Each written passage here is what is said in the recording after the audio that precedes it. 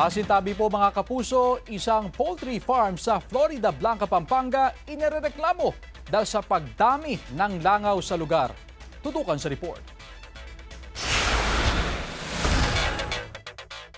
Isang manukan sa Florida Blanca, Pampanga ang inirereklamo ng ilang residente dahil umano sa pagdami ng mga langaw sa kanilang lugar.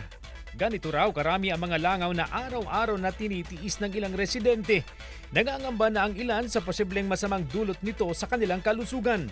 Kaya nagsagawa ng inspeksyon ng lokal na pamahalaan sa naturang manukan sa barangay Pabanlag, katuwang ang Menro, Sanitary Team at PNP. Reklamo nila na napakaraming langaw. So nagkaroon po tayo ng instruction. Actually sinamahan ko po yung joint inspection team ko po para ma-monitor kung ano po yung paglabag or kung merong mang paglabag na ginagawa po yung ating pong poultry doon sa barangay Pabanlag.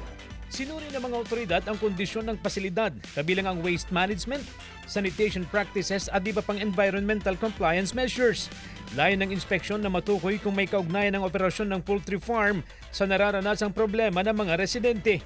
Bago ang inspeksyon, nagsagawa na rin ng paunang monitoring ang Menro bilang bahagi ng agarang pagtugon sa sumbong ng publiko. Sa kasalukuyan, hinihintay pa ang resulta o report ng Joint Inspection Team para malaman kung nakitaan ng paglabag ang poultry farm. Sinisikap ng GMA Regional TV1 North Central Luzon na makuhanan ng pahayag ang may-ari ng manukan. CJ Torida, One North Central Luzon.